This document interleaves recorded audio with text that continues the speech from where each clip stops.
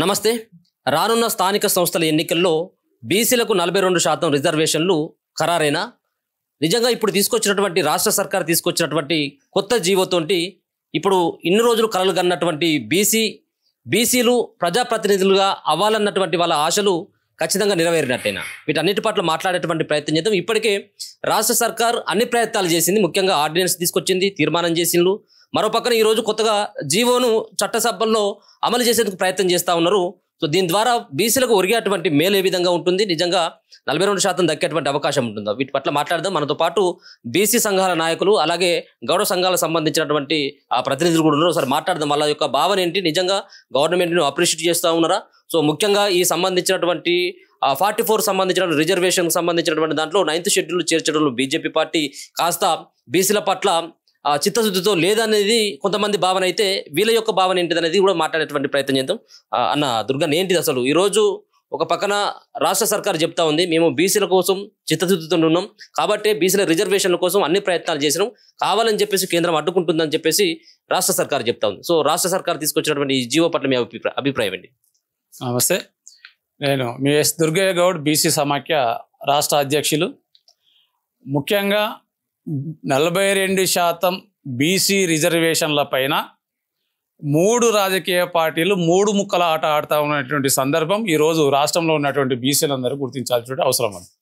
ఎందుకంటే కాంగ్రెస్ ప్రభుత్వము ఈ రాష్ట్రంలో కులగణన చేసినటువంటి దాన్ని ఏదంటే బీసీ కమిషన్ ద్వారా, డెడికేషన్ కమిషన్ ద్వారా ఎంతోమంది న్యాయ నిపుణులతోటి మరి ఆలోచన చేసేసి ఒక బీసీ కులగణన సమర్థవంతంగా చేసి అసెంబ్లీలో అన్ని రాజకీయ పార్టీల యొక్క తీర్మానంతో బిల్లు ప్రవేశపెట్టి బిల్లుకు ఆమోదం తెలిపించేసి గవర్నర్కు పంపించి, గవర్నర్ తర్వాత రాష్ట్రపతి భవన్కు పంపించి 3 నెలలు రాష్ట్రపతి భవన్లో ఈ బీసీ రిజర్వేషన్ల బిల్లు అక్కడ ఉన్నా ఏ ఒక్క రాజకీయ పార్టీ అంటే పెట్టినటువంటి కాంగ్రెస్ ప్రభుత్వం కానీ, అదేవిధంగా దానికి మద్దతు ఇవ్వాల్సినటువంటి బీజేపీ కానీ, దాన్ని సమర్థించాల్సినటువంటి అవసరం ఉన్నటువంటి బీఆర్ఎస్ పార్టీ కానీ కేంద్రంలో రాష్ట్రపతి దగ్గర ఉన్నప్పుడు 3 నెలలు అన్ని రాజకీయ పార్టీలు మొద్దు నిద్రపోయినాయి.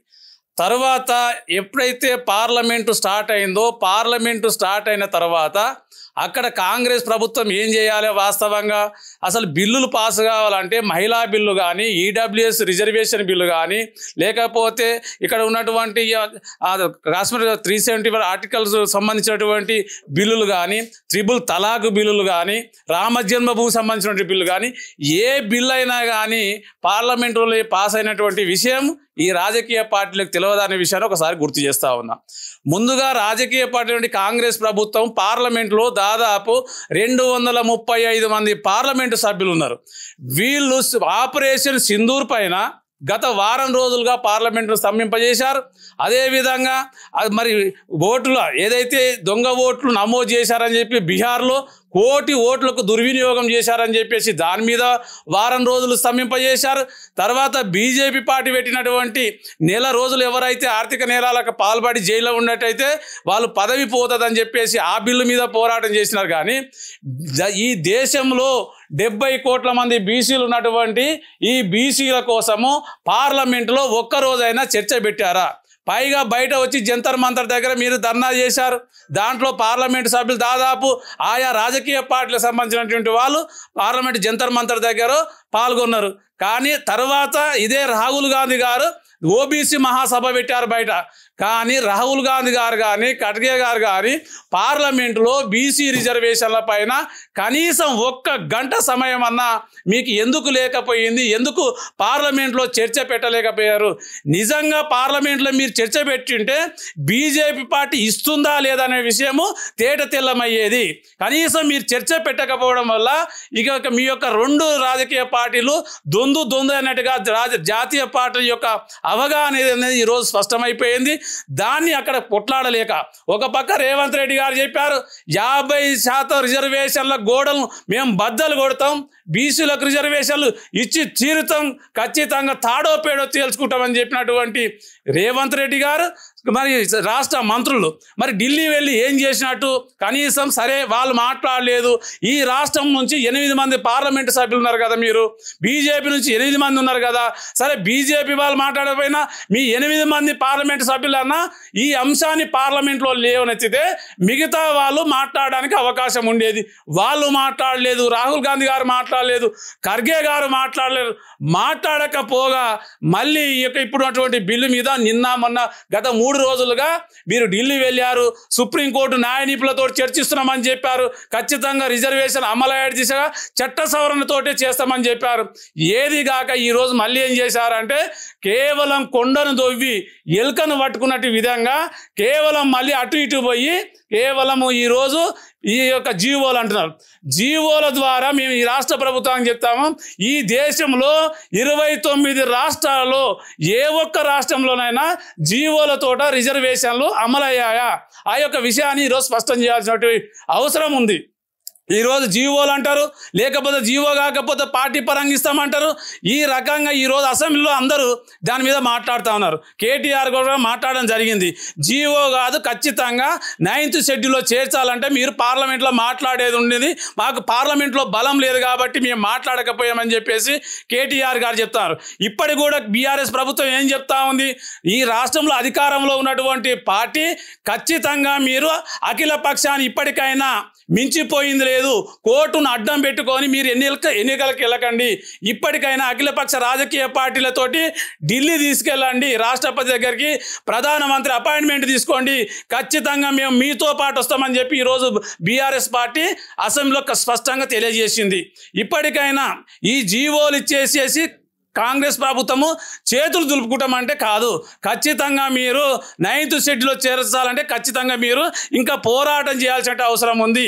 ఏదైనా పోరాటం ఇక పార్లమెంట్లో పోరాడినప్పుడే గలం ఇప్పినప్పుడే అన్ని బిల్లులు కూడా పాస్ అయినటువంటి విషయాన్ని ఈ రాష్ట్ర ప్రభుత్వం గుర్తించాలని చెప్పేసి విజ్ఞప్తి చేస్తూ, దానితో పాటు కాంగ్రెస్ ప్రభుత్వం 42% రిజర్వేషన్ కాదు, మీ కులగణన ప్రకారంగా ఈ రాష్ట్రంలో 56% తేలింది కాబట్టి అన్ని రాజకీయ పార్టీలు కూడా ఖచ్చితంగా 56% రిజర్వేషన్లు అమలుతోటి వెళ్ళాలనేటువంటి ఉద్దేశంతో తీర్మానం చేయాలని చెప్పేసి ఈ సందర్భంగా రాజకీయ పార్టీలకు హెచ్చరిస్తూ, అదేవిధంగా ఎన్నో హామీలు ఈ 42% రిజర్వేషన్లతో పాటు కాంగ్రెస్ ప్రభుత్వము బీసీ విద్యార్థులకు ఇచ్చినటువంటి ఫీజు రియంబర్స్మెంట్ కూడా గత 2 సంవత్సరాలుగా నేను డిప్యూటీ సీఎం బట్టి విక్రమార్క గారికి ఈ సందర్భంగా విజ్ఞప్తి చేస్తా ఉన్నా, కేవలం మీరు డిప్యూటీ సీఎం అంటే ఎస్సీ ఎస్టీలకే కాదు, ఖచ్చితంగా ఈ రాష్ట్రంలో ఉన్నటువంటి బీసీలు కూడా మీకు ఓట్లు వేశారు కాబట్టి ఎంతోమంది విద్యార్థుల యొక్క భవిష్యత్తుకు సంబంధించినటువంటి 6,000 కోట్ల రూపాయల బిల్లులు ఇప్పుడు రోజు పెండింగ్లో ఉన్నాయి, ఎందుకు ఇవ్వలేకపోతున్నారు అనేటువంటి అంశం ఒకటి. అదేవిధంగా బీసీలకు ప్రతి సంవత్సరానికి 20,000 కోట్లతోటి బడ్జెట్ ఇస్తామని చెప్పారు, ఇప్పటికి ₹1 కూడా ఇవ్వలేనటువంటి పరిస్థితి ఉంది. అదేవిధంగా కార్పొరేషన్లు ఏర్పాటు చేసేసి నిధులు ఇస్తామని చెప్పారు, ఇవ్వలేదు. ఇప్పటికీ రాష్ట్ర ముఖ్యమంత్రి దాదాపు 8 మంత్రి పదవులు దగ్గర పెట్టుకొని కూడా నువ్వు సామాజిక న్యాయం అని చెబుతూ ఒక్కరు కూడా మంత్రులు ఇవ్వకుండా 2 సంవత్సరాలైనప్పటికీ కూడా గత ముఖ్యమంత్రి కేసీఆర్ ఏ విధంగా చేశాడో తనకు తన కొడుకుకు అదేవిధంగా అల్లుడికి ఏ విధంగా ఇచ్చారో ఈ రోజు కూడా మీ కుటుంబ సభ్యులు కూడా మొత్తం కూడా కేవలం అధికారికంగా మీరు లేరు, కానీ ఖచ్చితంగా మీ లోపల కూడా సామాజిక న్యాయం ఉన్నటువంటి మీ దగ్గర ఉన్నటువంటి మంత్రి పదవులను కూడా బీసీలకు ఇవ్వాలని ఆ విధంగా చిత్తశుద్ధి సాటుకోవాలనేది ఈ సందర్భంగా గుర్తు చేయదలుచుకున్నాం. మీరేం చెప్పదలుచుకున్నారు? 50% ఉన్నటువంటి రిజర్వేషన్లు ఎత్తేస్తూ నిన్న జీవో తీయడం జరిగింది. సో ఈ జీవో ద్వారా బీసీలకు ఒరిగేది ఏంటిది? ఒక పక్కన కోర్టుకు వెళ్తే ఇది మళ్ళీ కూడా కొంత ఆలస్యమైనటువంటి అవకాశం ఉంటుంది స్థానిక సంస్థల ఎన్నికలు. సో ఏమనుకుంటా ఉన్నారు? నమస్కారం, నా పేరు ఐలి వెంకన్న గౌడు. నేను రాష్ట్ర అధ్యక్షులు గౌడ కలగిత ఉద్దాల సంఘం, రాష్ట్ర కన్వీనరు గౌడ సంఘాల సమన్వయ కమిటీ. ఈరోజు చిక్కడపల్లి లోపల రాష్ట్ర కార్యాలయం బీసీ పొలిటికల్ ఫ్రంట్ రాష్ట్ర కార్యాలయం సమన్వయ కమిటీ కార్యాలయంలో విలేకరుల సమావేశం ఏర్పాటు చేసుకొని ఇదే అంశం మీద చర్చించడం జరుగుతూ ఉంది. ఇంతకుముందే చూసాం, అసెంబ్లీలో చర్చ జరిగింది. దాదాపు 20 నెలల నుండి ఒక పక్క కులగణన అన్నారు, జనగణన అన్నారు, సమగ్ర కుటుంబ సర్వే అన్నారు, రకరకాల సర్వేలు పెట్టి తోమి పేద కొండను తోమి లాస్ట్కు ఆర్డినెన్సులు జీవోలు ఈరోజు తీర్మానం చేయడం. అంటే డెడికేషన్ కమిషన్ వేసారు, బీసీ కమిషన్ వేసారు, ప్లానింగ్ కమిషన్ అని చెప్పేసి ప్లానింగ్ డిపార్ట్మెంట్కు ద్వారా మొత్తం లెక్కలు తీసుకొచ్చి ఆడ పెట్టారు. ఇప్పటికి 2 సార్లు ముఖ్యమంత్రి ఢిల్లీలో ధర్నా చేసిండు. చాలామంది రాహుల్ గాంధీ వస్తాడని చెప్పేసి రాహుల్ గాంధీ కోసం పడిగాపులు కాశారు. కానీ ఆయన రాలేదు జంతర్ మంతర్ దగ్గరికి. ఇక్కడ రాష్ట్ర ప్రభుత్వం కూడా అఖిల పక్షాన్ని తీసుకుపోయి పార్లమెంట్లో ఉన్నటువంటి ప్రధానమంత్రిని కావచ్చు, కేంద్ర మంత్రులు కావచ్చు, దీనికి సంబంధించిన వాళ్ళని కలుస్తామని అన్నారు. కానీ ఎక్కడ కూడా ఆ ప్రయత్నం జరగలేదు. అఖిల పక్షాన్ని కానీ బీసీ సంఘాల కోసం ఈ ప్రయత్నం కోసం ఎన్నో సంవత్సరాలుగా ఉద్యమం చేస్తున్నటువంటి నాయకులను కానీ దీంట్లో పాత్రలో నిమగ్నం చేయకుండా అవకాశం కల్పించకుండా ముఖ్యమంత్రి గారు వారికి సంబంధించిన పార్టీ నాయకత్వమే ఒక ప్రయత్నం చేసింది. కానీ పార్లమెంట్లో ఈ చర్చ జరగాలి. ఈరోజు అసెంబ్లీలో బీజేపీ మాత్రం మేము ఈ బిల్లుకు ఆమోదం తెలుపుతున్నాం అని చెప్పేసి ఇక్కడ మద్దతు తెలుపుతుంది బీజేపీ. అక్కడ పోయిన తర్వాత ముస్లింలు అంటారు. ఇదే గుజరాత్లో మోడీ గారు కూడా మాట్లాడడం జరిగింది. గుజరాత్లో మాత్రమేమో మొత్తం 70 కులాలతో కూడుకున్నటువంటిది అని చెప్పేసి ఆయన ప్రధానమంత్రి అయిన తర్వాత కూడా గుజరాత్లో ఈ రిజర్వేషన్ ముస్లింలతో రిజర్వేషన్ అంటాడు. అనేక రాష్ట్రాల్లో ఇప్పటికీ ముస్లింలతో రిజర్వేషన్లు కొనసాగుతూనే ఉన్నాయి. అంటే బీసీల్లో ఉన్నటువంటి హిందూ బీసీలు కావచ్చు, ముస్లిం బీసీలు కావచ్చు, క్రిస్టియన్స్ బీసీలు కావచ్చు, జైన్ బీసీలు కావచ్చు, సిక్కు బీసీలు కావచ్చు, అనేక మతాల్లో కూడా బీసీలు ఉంటారు. కాబట్టి ఈ బీసీలందరికీ వర్తించేటువంటిది ఇది. ఎన్నాడు సందో ముస్లింలలో కూడా కాషోలు కావచ్చు, మన పకీర్లు కావచ్చు, దూదేకులోలు కావచ్చు, అనేక కులాలు ఇక్కడ బీసీలుగానే కొనసాగుతున్నారు. వాళ్ళు మతంగా ముస్లింలలో ఉండొచ్చు కానీ వాళ్ళ భావభావాలు వారు చేసే పని మొత్తం బీసీ కులాలకు సంబంధించిన వృత్తే ఉంటుంది. కాబట్టి ఈ సాకు చెప్పి ఏదో తప్పించుకోవడానికి బీజేపీ ఒక ప్రయత్నం చేస్తూ ఉంది. ఈ కుట్రలు కుతంత్రాలని ఎండగడతాం. మమ్మల్ని కనుక మీరు అంటా ఉంటారు, మీ ఉన్న 8 మంది కూడా ఒక్కడు ఒక మాట మీద లేరు. ఉన్నటువంటి దాంట్లో స్పష్టత లేదు. ఈరోజు కాంగ్రెస్ ఇక్కడ ఏదో చిత్తశుద్ధి ప్రదర్శిస్తున్న పార్లమెంట్లో చిత్తశుద్ధి లేదు. బీఆర్ఎస్ మీద గోడ మీద పిల్ల లెక్క ఉంది. ఈరోజు కేటీఆర్ ఏం మాట్లాడుతాడు అసెంబ్లీ లోపల, ఇది చట్టబద్ధత లేదు, ఇది ఎప్పుడైనా కోర్టు కొట్టేస్తాయి అని చెప్పేసి ఆయన అసెంబ్లీలో మాట్లాడతాడు. హరీష్ రావు ఏం మాట్లాడతాడు, వీళ్ళకి చిత్తశుద్ధే లేకుండా ఒక్కడు కూడా ఉన్న 3 పార్టీలు తెలంగాణలో చలాయిస్తున్నటువంటి తెలంగాణ రాష్ట్ర ప్రజల్ని జలగలా పీకుస్తున్న ఈ 3 పార్టీలకి బీసీల పట్ల చిత్తశుద్ధి లేదు. 56% ఉన్నటువంటి బీసీలకి అన్ని రాజకీయ పార్టీలు మేము డిమాండ్ చేస్తా ఉన్నాం. తక్షణం బేషరతుగా 56% అన్ని రాజకీయ పార్టీలు సర్పంచులు కావచ్చు, ఎంపీటీసీ కావచ్చు, జడ్పీటీసీలు కావచ్చు, జిల్లా పరిషత్ చైర్మన్లు కావచ్చు, మండల పరిషత్ చైర్మన్లు కావచ్చు, ఖచ్చితంగా స్థానిక సంస్థలలో అందరికీ రిజర్వేషన్లు ఇవ్వాలి. మా 56% ఇవ్వాలి. ఏదో తూతూ మంత్రంగా 46% ఏదో పనికిరాని సీట్లు ఇచ్చి మీ ఇచ్చినామని చెప్పేసి కళ్ళగొలుపులు మాట్లాడితే మాత్రం మేము ఉపేక్షించేది లేదు. అందుకే మేము అంటా ఉన్నాం, ఖచ్చితంగా బీజేపీ కావచ్చు, బీఆర్ఎస్ కావచ్చు, లేదా కాంగ్రెస్ కావచ్చు 56% ఇవ్వాలి. అదే కాదు విద్యా ఉద్యోగాలలో కూడా అన్నారు, అది కూడా నెరవేర్చాల్సిన అవసరం ఉంటుంది. అసెంబ్లీలో జీవోలు ఈ పనికిరాని జీవోలు మాకు తెలుసు. ఈయన 4 గీసుకోవడానికి కూడా ఆర్డినెన్సులు జీవోలు పనికిరావు. అసెంబ్లీ పార్లమెంట్లో 9 సీట్లే దానికి శ్రీరామ రక్ష చరణార్థం తప్ప అనేక రాష్ట్రాలు ఇవన్నీ ఎక్స్పెరిమెంటల్గా కోర్టులు ఇవన్నీ కూడా కొట్టేసినటువంటి మహారాష్ట్ర ఇవన్నీ చూసాం. కాబట్టి ఇవి పనికిరాని, ఖచ్చితంగా చిత్తశుద్ధి ఉంటే స్థానిక సంస్థలు అన్ని రాజకీయ పార్టీలు తీర్మానం చేయాలి. తీర్మానం చేసి 56% మేము ఇస్తాం. మళ్ళీ ఒకరి మీద ఒకడు పోటీకి పోడు, కోర్టుకు పో అని చెప్పేసి నమ్ముతున్నటువంటి దేవుళ్ళ మీద ప్రమాణం చేసి ఆ రాజకీయ పార్టీలు ప్రమాణం చేసి తప్ప మేము నమ్మము ఈ 3 రాజకీయ పార్టీలని. అందుకే ప్రత్యామ్నాయం కోసం మేము ప్రయత్నం చేస్తా ఉన్నాం.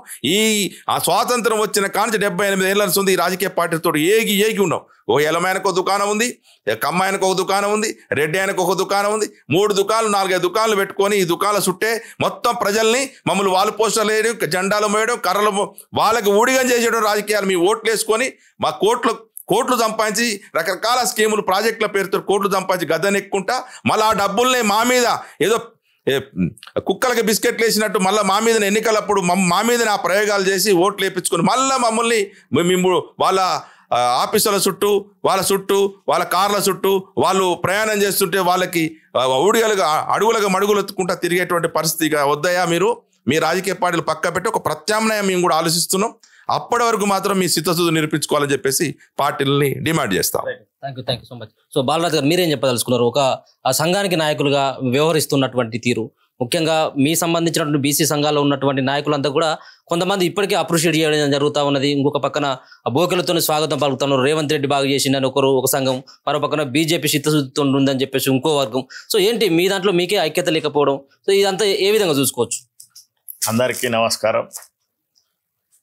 42% రిజర్వేషన్ మీద నేను పీసీ పొలిటికల్ చైర్మన్ మరియు తెలంగాణ గౌడ కల్లుగీత సంఘాల సమన్వయ కమిటీ చైర్మన్ బాలగోని బాలరాజ్ గౌడ్ను మాట్లాడుతున్నాను.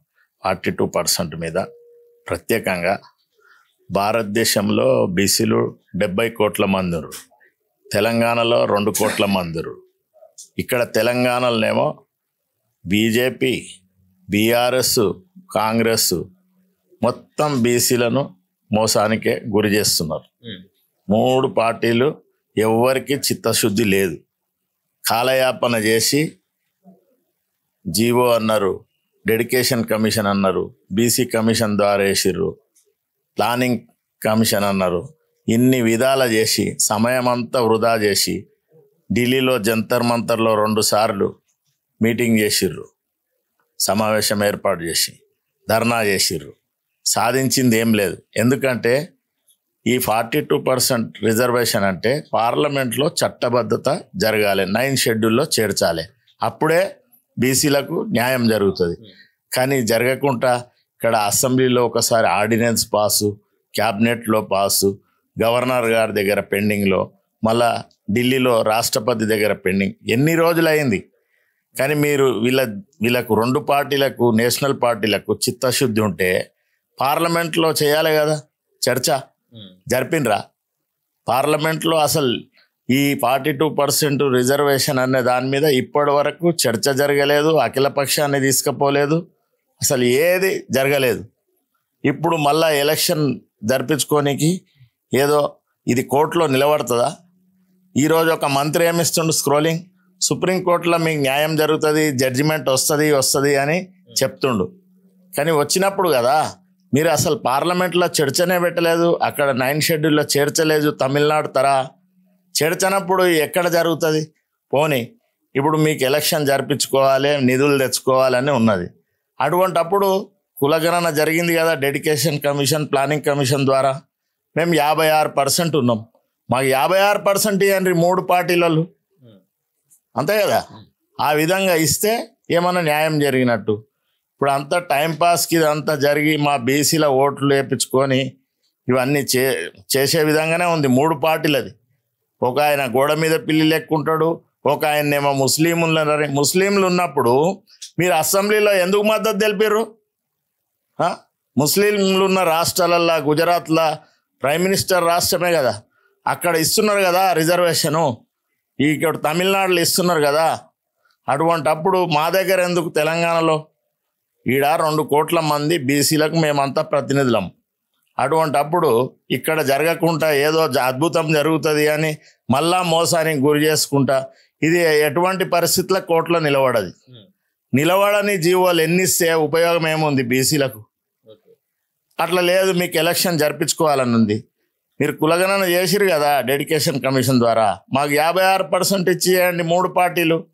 42 ఎందుకు ఇస్తారు? చట్టబద్ధత లేనిది. అదే మా డిమాండ్.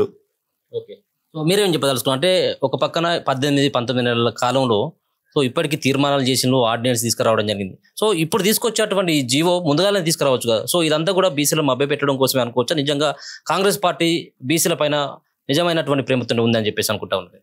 నా పేరు Damodar Goud, Telangana bar and restaurant association అధ్యక్షుని. ఇవాళ బీసీ సంఘాలు అన్నీ కలిపేసి రిజర్వేషన్ల నుంచి పోరాటం ఎప్పటి నుంటో జరుగుతుంది. మరి ఇన్ని రోజుల రాజకీయ నాయకులు ఎప్పటి నుంటో కూడా చిత్తశుద్ధి ఉందా లేదా అనేది మరి ఈరోజు అందరు కలిసేసి మన స్టేట్ గవర్నమెంట్ ఏదైతే బిల్లు పెట్టాలని చెప్పి మరి సెంట్రల్ గవర్నమెంట్కి వచ్చినప్పుడు ఇప్పటివరకు కూడా పార్లమెంటులో ఎలాంటి చిత్తశుద్ధి లేకుండా చేస్తుంది. మరి ఇప్పుడు ఎలక్షన్ వచ్చిందని చెప్పేసి అని ఏదో నాటకాలు ఆడుతున్నట్టే తెలుస్తుంది. ఈ 3 పార్టీలు అన్నట్టుగా 3 పార్టీలు ఏకమై మరి దీని మీద బీసీకి రిజర్వేషన్ కల్పించాలని మరి అందరు కోరుతున్నప్పుడు దీనిలో తప్పేముందని నేను అడుగుతున్నా. బీసీ సంఘాలకు బీసీ కులస్తులు చాలామంది ఉన్నారు. రాజకీయంగా ఎదగాలంటే మీ యొక్క రిజర్వేషన్ ఇస్తే అందరు ఎదుగుదల ఉంటుంది కదా. ఎన్ని రోజులు ఈ జెండాలు మోసుకుంటా బీసీ వాళ్ళు ఉండాలి? ప్రతి దానికి రిజర్వేషన్లు ఇస్తేనే కదా ఆర్థికంగా ముందుకు రాగలుగుతారు. బీసీ వాళ్ళు బీసీలో ఎంతమంది ఉన్నారు? 56% అన్నారు, మరి మొన్న 42% అన్నారు. ఏదో ఒకటి చేసి ఈ బిల్లు పెట్టేసి వచ్చే ఎన్నికల్లో అందరికీ ఈ యొక్క రిజర్వేషన్లు ఆమోదం చేస్తే బీసీ వాళ్ళు కూడా ముందుకు వచ్చే అవకాశం ఉంటుంది. రాజకీయ పరంగా ఆర్థిక పరంగా కూడా ఒక చట్టానికి ముందుకు తీసుకుపోయి ఆస్కారం ఉంటుంది. కాబట్టి చట్టసభల్లో కంపల్సరీ బీసీ రిజర్వేషన్ కానీ బీసీలకు ఏదైతే ఉందో కోట అది కంపల్సరీ నిర్వహించాలని కోరుతున్నాం. ఇప్పుడు తీసుకొచ్చినటువంటి జీవో ఏదైతే ఉందో, సో ముఖ్యంగా ఈ రోజు అన్ని 3 పార్టీలు బీసీ అంటున్నాయి. ఉపరాష్ట్రపతి పదవి గురించి బీసీని పెట్టకుండా నిత్యము అన్ని పార్టీలు బీసీ అంటున్నాయి. తీసుకొచ్చి మన ముఖ్యమంత్రి గారు సుదర్శన్ రెడ్డి గారిని పెట్టి, ఆయన ఒక సుప్రీంకోర్టు న్యాయమూర్తి, ఆయనను పెట్టే అవసరం ఏముంది? తెలంగాణలో బీసీలు లేరా? ఏ బీసీనైనా పెట్టొచ్చు కదా. విద్యావంతులు ఎంతోమంది, రిటైర్డ్ ఐఏఎస్ ఆఫీసర్లు, ఎంతోమంది ప్రొఫెసర్లు, అందరూ ఇంటలెక్చువల్స్ ఉన్నారు కదా. వాళ్ళను పెట్టకుండా మళ్ళా ఏ పదవిలో చూడు ఇప్పుడు రాష్ట్ర ప్రభుత్వంలో అంతా అగ్రవర్ణాలు ఎవరున్నారో మీ అందరికీ తెలుసు. అందుకే ఉపరాష్ట్రపతి పదవికి కూడా బీసీ అర్హుడు కదా. ఇక్కడ కూడా రిటైర్డ్ జడ్జీలు ఉన్నారు, ఎంతోమంది పెద్దలు ఉన్నారు, వాళ్ళని పెట్టచ్చు కదా. అది ఓడిపోయే సీటే కదా. మేము ఒక లేఖ రాస్తే బీజేపీ పార్టీ బీసీని ఉపరాష్ట్రపతిగా పెట్టింది. ఆ లేఖ కూడా మీకు ఇస్తాం. సో ఇప్పుడు 50% ఉన్నటువంటి ఏదైతే ఆ జీవో ఉందో దాన్ని సవరించేటువంటి ప్రయత్నం చేస్తా ఉన్నది. సో సవరించినప్పుడు కూడా కోర్టుకు వెళ్ళినట్టు ఉంటే అది కొట్టేసేటువంటి అవకాశం కనబడుతుంది అన్నటువంటి ఆరోపణలు బలంగా వినబడతా ఉన్నాయి. సో ముఖ్యంగా ఒక పక్కన ఈ జీవో ద్వారా ఇంప్లిమెంట్ కాకపోతే 42% సంబంధించినటువంటి రిజర్వేషన్లు, సో బీసీ సంఘాల నాయకులు మీరు ఏం చేయబోతా ఉన్నారు? రానున్నటువంటి స్థానిక సంస్థల ఎన్నికల్లో పార్టీ పరంగా కాంగ్రెస్ పార్టీ టికెట్లు ఇచ్చినట్టయితే దానికి యాక్సెప్ట్ చేస్తా ఉన్నారా మీరు? ఎలికట్టె విజయ్ కుమార్ గౌడ్, నేను గౌడ జన కులపోరాట సమితి రాష్ట్ర అధ్యక్షుడిని, అన్ని గౌడ సంఘాల సమన్వయ కమిటీ వర్కింగ్ ప్రెసిడెంట్. చిత్తశుద్ధి లేని శివ పూజలాగా ఉంది. చిన్నప్పుడు చందమామ కథలు చిన్నపిల్లలకి చందమామను అద్దంలో చూపించి గోరుముద్దలు తినిపించినట్టుగా బీసీలకు రిజర్వేషన్లు ఇస్తున్న పేరు మీద ఈ 3 పార్టీలు 3 ముక్కలాడుతున్నాయని స్పష్టంగా కనపడతా ఉంది. మీ ప్రొసీజరే కరెక్ట్ లేదు. మీరు చేయాల్సిన పని ఒకటి ఉండగా అధికారికంగా రిజర్వేషన్లు సాధ్యమయ్యే పని అవుతుందో తమిళనాడులో సాధ్యమైందని చెప్పారు. ఆ తరహా నిబంధనలు పాటించి ఇస్తే రిజర్వేషన్ వస్తుంది. అది నిర్వహించకుండా తమిళనాడులో సాధ్యమైనప్పుడు తెలంగాణ రాష్ట్రంలో ఎందుకు సాధ్యం కాదు అని అడుగుతున్నాం. ఈ 3 పార్టీలు జాతీయ పార్టీలు కానీ ప్రాంతీయ పార్టీలు కానీ తమిళనాడులో ప్రాంతీయ పార్టీ సాధించుకోగలిగింది. ఇలా జాతీయ పార్టీలుగా ఉన్న మీ చేతుల్లో ప్రజాస్వామ్యం ఉంది, మీ చేతుల్లో రాజ్యాంగం ఉంది, పార్లమెంట్ చట్టాలు ఉన్నాయి, మార్చడానికి అవకాశం ఉంది రాజ్యాంగ సవరణ చేయాలంటే. అది చెయ్యకుండా ఇక్కడ రాష్ట్ర ముఖ్యమంత్రి గారు కేవలము ఆయన అన్ని పార్టీలను అఖిలపక్షాన్ని పిలిచి వాళ్ళ అభిప్రాయాలు తీసుకొని ఒక డ్రాఫ్ట్ తయారు చేసి కేంద్రానికి పంపించాలి. అది చేయకుండా ఏకపక్షంగా పోవడం వల్ల ఆ పార్టీలు అడ్డురాబడుతున్నాయి. రెండోది, మాకు బీసీ రిజర్వేషన్ జనాభాల లెక్కల్లోనే కొన్ని అనుమానాలు ఉన్నాయి. 50% పైగా బీసీలు ఉన్నా దాంట్లో 56% ఉందని చెప్పేసి దాంట్లో 42% గీత గీసినారు. మీరు నిజంగా బీసీలు 42% లేరు కదా, ఎక్కువనే ఉన్నారు. కానీ మీరు దాన్ని చూపించి ఆ రిజర్వేషన్ ఫలాలను మేము అందిస్తామని చెప్పేసి మీరు కమిటీలు వేసి, డెడికేషన్ కమిషన్లు వేసి, జీవోలు తీసి అసెంబ్లీలో పెట్టి పార్లమెంటులో మాట్లాడకుండా ఇక్కడ అధికార పక్షం పనిచేయట్లేదు. అదే కాంగ్రెస్ పార్టీ ప్రతిపక్షంగా జాతీయ పార్లమెంట్లో ప్రతిపక్ష హోదా కూడా నిర్వహించట్లేదు. ఇది కేవలం ఎన్నికలకు వెళ్ళడానికి మాత్రమే చేస్తున్న పన్నాగం తప్ప దీన్ని మేము నమ్మట్లేదు. బీజేపీ కూడా స్పష్టత లేదు, అది క్లియర్గా చెప్తున్నది. ఇక్కడ కాంగ్రెస్ పార్టీని ముస్లింలను అడ్డు చెప్పించి మతపరమైన రిజర్వేషన్లు చెప్పేసి చేతులు దులుపుకుంటున్నది. ఇలా బీఆర్ఎస్ పార్టీ కూడా ఓడమల్లన్నలాగా ఇవాళ మాది కత్తి కాదు జుట్టు కాదు లాగా చేస్తూ ఉంది. అంటే ఇవి 3 కూడా అగ్రకుల పార్టీలని స్పష్టంగా అర్థమవుతా ఉన్నది. బీసీలు కనువిప్పు కావాల్సిన అవసరం ఉంది, బీసీలు వాళ్ళు తేల్చుకోవాల్సిన అవసరం ఉంది. 75-80 ఏళ్ళ సంవత్సరాల చరిత్రలో వీళ్ళు అధికార పార్టీలో ఉన్న వాళ్ళంతా అగ్రకులాలు కాబట్టి వాళ్ళ పీఠాలు కదులుతాయని చెప్పేసి ఇవాళ స్థానికల సంస్థల్లోనే రిజర్వేషన్లు ఇవ్వలేని మీరు రేపు చట్టసభల్లో మాకు ఎలా కల్పిస్తారని మాకు అనుమానం ఉంది. ముమ్మాటికి చట్టసభల్లో మాకు న్యాయం జరగదు, ఎందుకంటే అధికారంలో వాళ్ళే ఉంటారు కాబట్టి. ఇవాళ స్థానికలు ఇస్తే మేము బలమైతే రేపు చట్టసభలకు వస్తామనే దురుద్దేశంతో ముందుగానే ఇవాళ ఇచ్చినట్టు ఇచ్చి అరచేతిలో బెల్లం పెట్టి మోచేతో నాకమన్నట్టుగా ఇచ్చినట్టు చెప్పడము, ఓట్లు దండుకోవడం కోసము ఈ కామారెడ్డి డిక్లరేషన్ అనేది స్పష్టంగా కనపడతా ఉంది. మీరు చేయాల్సింది నిజంగా 9th షెడ్యూల్లో వస్తేనే సాధ్యమవుతుందని మీరే చెప్తున్నారు. కోర్టులో నిలబడని మీరే చెప్తున్నారు. ఇవాళ పార్టీలు సహకరించాలని మీరే మాట్లాడతారు. కానీ మీ చిత్తశుద్ధి ఏదైతున్నదో మీరు కమ్యూనికేషన్ చేయట్లేదు. పార్లమెంటు సాక్షిగా ఇవాళ రాజ్యాంగంగా ఉన్న అవకాశాలు వినియోగించుకోవడానికి తమిళనాడులో 9వ షెడ్యూల్ మాత్రమే అని అన్నిటికీ అదే బ్రహ్మాస్త్రంలాగా అదే అని చెప్పినప్పుడు దాన్ని ఎందుకు నెరవేర్చకుండా, దాని గురించి పట్టించుకోకుండా, ఆ తరహా వస్తే రిజర్వేషన్లు వస్తాయని తెలుసు వీళ్ళకి, కాబట్టి అది చేయకుండా ఇది చేస్తున్నది మాకు స్పష్టంగా కనపడతా ఉంది. మీరేం చెప్పదలుచుకున్నారు అంటే చాలా ఏళ్ళుగా పోరాటం బీసీ సంఘాల నాయకులు కావచ్చు, బీసీలకు సంబంధించినటువంటి వ్యక్తులంతా కూడా సో రిజర్వేషన్లు బీసీలకు దక్కాలన్నటువంటి పోరాటం. సో ఈ రోజు తీసుకున్నటువంటి రాష్ట్ర సర్కారు తీసుకున్నటువంటి నిర్ణయం సరైనటువంటి నిర్ణయమేనా? మీరు ఇన్ని రోజుల పోరాటానికి సరైనటువంటి గుర్తింపు దక్కిందని చెప్పేసి మనం అనుకుంటారు. సో ఏంటి మీ అభిప్రాయం ఏంటి? అంటే ఈరోజు అసెంబ్లీలో జరిగిన చర్చను దగ్గర ఉండి చూడడం జరిగింది. ముఖ్యంగా మన అసెంబ్లీలో అన్ని రాజకీయ పార్టీలు కూడా బీసీ బిల్లుకు ఆమోదం తెలుపుతూ ఏకగ్రీవంగా తీర్మానం చేయడం జరిగింది. దాన్ని స్వాగతించాల్సిన అవసరం. అన్ని పార్టీలు స్వాగతించినప్పుడు కోర్టులు కొట్టేస్తాయని చెప్పి మళ్ళీ ప్రధాన ప్రతిపక్షమైన బీఆర్ఎస్ నాయకుడు కేటీఆర్ గారు మాట్లాడడం అంటే వాళ్ళు గతంలో రామ్మోహన్ రెడ్డి అనే అతను మహబూబ్నగర్ అతనికి సంబంధించి 2018లో మరి బీఆర్ఎస్ అప్పటి టీఆర్ఎస్కి వ్యతిరేకంగా కోర్టుకు పోయి మరి ప్రత్యేక జీవో తీసుకొస్తే దాన్ని స్థానిక సంస్థలలో 37% రిజర్వేషన్ల కోసం కొట్టేసారు. ఇప్పుడు మళ్ళీ కూడా అదే జరుగుతుందని చెప్పి మనం అసెంబ్లీలో జరిగిన చర్చను బట్టి తెలుసుకుంటున్నాం. ముఖ్యంగా ఈరోజు ఏంటంటే రాజకీయ పార్టీలు అన్నీ కూడా ఒకవైపు పెద్ద చర్చ జరుగుతుంటే ముఖ్యమంత్రి రేవంత్ రెడ్డి గారు కేరళ పర్యటన పోవడం జరిగింది. అదేవిధంగా ప్రధాన ప్రతిపక్షాలు కూడా ఈరోజు మేము బిల్లుకు ఆమోదిస్తాం కానీ కోర్టులల్లో ఈ బిల్లు ముందుకు పోయే పరిస్థితి లేదని చెప్పి మరి చెప్పడం జరిగింది. దీన్ని బట్టి మనకు తెలుసుకునేది ఏంటంటే ఇటు చట్టాలు కానీ అటు న్యాయస్థానాలు కానీ ఇటు రాజకీయ పార్టీలు అన్నీ కూడా ఈరోజు బీసీ 42% వ్యతిరేకంగా ఉన్నాయని చెప్పి పరోక్షంగా వాళ్ళు సంకేతాలు ఇవ్వడం జరిగింది. అయితే ఇదే సందర్భంలో మన సిపిఐ ఎమ్మెల్యే మన సాంబశివరావు గారు చాలా చక్కగా మాట్లాడారు.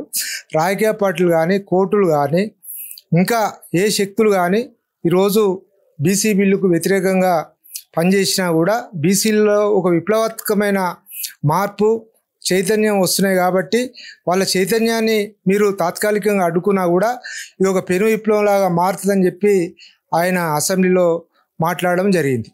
ముఖ్యంగా ఈరోజు బీసీలు అనేక అంశాలు దీనికి అడ్డుగోడలాగా ఉన్నాయి. అంటే రాజ్యాంగంలోనే ఒక మార్పు 9th షెడ్యూల్లో పెట్టే ఆ అంశంతో దీనికి పరిష్కారం అని చెప్పి న్యాయస్థానాలు చెప్తున్నాయి. మరి కేంద్రంలో ఉన్నది బీజేపీ ప్రభుత్వం. మరి బీజేపీ మతపరమైన రిజర్వేషన్లకు మేము సానుకూలంగా కాదు కాబట్టి మేము ఆ బిల్లుకు ఆమోదం తెలుపమని చెప్పి ఇప్పటికే 4 నెలల నుండి మన 42% బిల్లును వాళ్ళు అట్నే పక్కకు పెట్టడం జరిగింది. మరి ఇప్పుడు మన ప్రత్యక్షంగా నెల రోజులే గడువు ఉంది, కోర్టు ఇచ్చిన గడువు. ఈ గడువులోపు ఎన్నికలు జరగకపోతే కోర్టులు కూడా రాష్ట్ర ప్రభుత్వానికి ముట్టికాయలు వేసే పరిస్థితి ఉంటుంది కాబట్టి తప్పకుండా ఈ బిల్లు పాస్ అయింది కానీ నిలవదని చెప్పి ప్రధాన ప్రతిపక్షాలు నిలవకపోతే పార్టీ పరంగా ఇచ్చేందుకు కూడా కాంగ్రెస్ పార్టీ సంసిద్ధంగా ఉందని చెప్పేసి కూడా ఒక ప్రకటనలో వస్తూ ఉన్నాయి. సో దానికి బీసీ సంఘాలుగా యాక్సెప్ట్ చేస్తూ ఉన్నారా?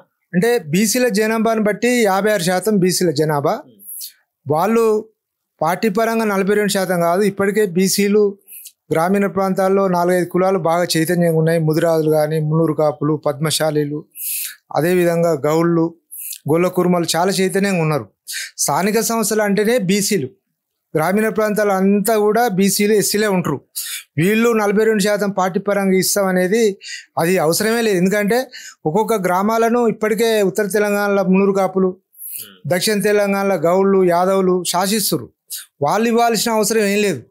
ఊర్లల్లో పోటీ చేస్తే మేము బీసీలు దళితులు కలిపితే మాయే, అన్ని సీట్లన్నీ మాయే.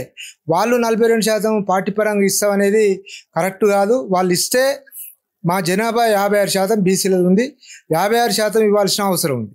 కానీ పార్టీ పరంగా 42 అనేది అది పెద్ద అవసరం ఏం లేదు, అది పెద్ద నిలబడే అంశం కాదు. ఏంటిదని ఈరోజు గవర్నమెంట్ కూడా ఒక జీవో తీయడం జరిగింది. సో ఆ జీవో పట్ల మీ అభిప్రాయం ఏంటి? నిజంగా కూడా ఈ జీవో ద్వారా బీసీలకు ఒరిగేది ఏంటిది? నిజంగా లాభమా నష్టమా ఈ జీవో ద్వారా? గతంలో 2018లో తెలంగాణ రాష్ట్ర ప్రభుత్వం పంచాయతీరాజ్ చట్టం 2018 జీవో నెంబర్ 285A తీసుకొచ్చి ఆ రోజు కేసీఆర్ గారే 33% ఉన్న రిజర్వేషన్స్ 22%, 23% కుదించడం జరిగింది. అంటే జీవోలతోని బీసీలకు రిజర్వేషన్స్ వస్తాయనుకోవడం అబద్ధం. అది బీసీలను నమ్మించే కార్యక్రమం. వెల్మలు కానీ రెడ్లు కానీ అధికారంలో ఉండడం వల్ల వాళ్ళు తీసుకొచ్చే ఏ చట్టమైనా ఏదైనా బీసీలకు యోగ్యమైంది కాదు, బీసీలకు లాభం జరిగేది కూడా కాదు. బీసీలకు నిజంగానే చట్టసభలో రిజర్వేషన్లు వస్తాయంటే దాన్ని ఎప్పుడైతే మనకు అసెంబ్లీలో చట్టం చేసిరో దాన్ని ఇమీడియట్లీ గవర్నర్ దగ్గర పోయిన తర్వాత ఆ బిల్లు పార్లమెంటుకు రాష్ట్రపతికి పోకముందే వీళ్ళు పోయి ఎప్పుడైతే ఈ సంఘాలను 2-3 సంఘాలను తీసుకొని పోయి ఢిల్లీలో జంతర్ మధ్య దగ్గర ధర్నా చేసిరో అప్పుడే అది ఖతమైపోయింది. మేము అప్పుడే అనుకున్నాం బీసీ పొలిటికల్ ఫ్రంట్గా, బీసీ ఇంటలెక్చువల్ ఫోరం కోర్ కమిటీగా, బీసీ పొలిటికల్ ఫ్రంట్ రాష్ట్ర నాయకులుగా మేమందరం ఆ రోజు చర్చించుకుంది ఏంటంటే వీళ్ళు ఎప్పుడైతే ఈ రాష్ట్రపతి దగ్గర పోయి కనీసం పార్లమెంటుకు పంపించే ప్రయత్నం చేయలేదు, అదేవిధంగా ప్రధానమంత్రితోని కనీసం వాళ్ళు పర్మిషన్ తీసుకొని ప్రధానమంత్రితో మాట్లాడేటువంటి ప్రయత్నాలు కూడా జరగలేదు. అది జరగకుండా పోయి ధర్నా చేసారు. ఏ ప్రభుత్వమైనా కనీసం కేంద్ర ప్రభుత్వం ఎవరైనా కావచ్చు, కనీసం వీళ్ళు ఏం బిల్లు చేసారు, తెలంగాణలో ఏం చట్టం చేసారు, మా దగ్గరికి ఏమొచ్చింది కూడా తెలవాలి కదా. అలాంటివి జరగకుండా దాన్ని 9th షెడ్యూల్లో పెట్టకుండా తమిళనాడు తరహాలో ఏ విధంగా అయితే జయలలిత మొత్తం అఖిలపక్షాన్ని తీసుకొని బీసీ అక్కడ ఉన్న సంఘాలను తీసుకొని ఏ విధంగా అయితే సెంట్రల్ పోయి ఢిల్లీలో కూర్చొని నేను 9th షెడ్యూల్లో చేర్పించుకున్న తర్వాతనే బీసీలో రిజర్వేషన్ వచ్చిన తర్వాతనే నేను వచ్చి తమిళనాడులో రాజకీయ పరిపాలన చేస్తానని చెప్పిన జయలలిత ఇక్కడ రేవంత్ రెడ్డి అలాంటి ఏం చేయలేదు. తీసుకుపోయి ఏదో తూతు మంత్రంగా తుమ్మకాయ మంత్రంగా చేసిండు. వాస్తవంగా చెప్పాలంటే రేవంత్ రెడ్డికైనా కేసీఆర్కైనా బీసీలకు రిజర్వేషన్ ఇవ్వడానికి వాళ్ళకి చిత్తశుద్ధి అనేది మా ఒక అభిప్రాయం. సో మొత్తానికి బీసీ సంఘాలకు సంబంధించినటువంటి నాయకులంతా కూడా ఇలా 3 పార్టీలు కూడా డ్రామాలు ఆడుతూ ఉన్నాయి, బీసీలను మభ్యపెట్టేటువంటి ప్రయత్నం చేస్తూ ఉన్నాయి. ఎవరికి కూడా చిత్తశుద్ధి లేదు. 42% రిజర్వేషన్లకు సంబంధించినటువంటి అంశంలో మొదటి నుంచి కూడా కాంగ్రెస్ పార్టీ ఈ విధమైనటువంటి ఎత్తుగడ వేస్తూ ఉన్నది. 9th షెడ్యూల్లో చేర్చేంత వరకు కూడా బీసీలకు 42% రిజర్వేషన్లు వచ్చేటువంటి అవకాశం లేదు. ఈసారి ఖచ్చితంగా కోర్టుకు ఎవరైనా వెళ్ళినట్టు అయ్యేది ఉంటే ఖచ్చితంగా ఇది కొట్టుడు పోతుంది, ఇది నిలవదు అని చెప్పేసి కూడా ప్రతిపక్ష పార్టీ సంబంధించినటువంటి BRS party working president KTR కూడా స్పష్టంగా ఆయన చెప్పడం జరిగింది. సో చూద్దాం మరి రానున్నటువంటి రోజులలో బీసీలు ఏ విధంగా ముందుకెళ్ళబోతా ఉన్నారు.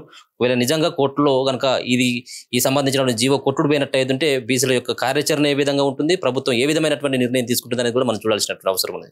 చూస్తూనే ఉండండి మన తొలి వెలుగు.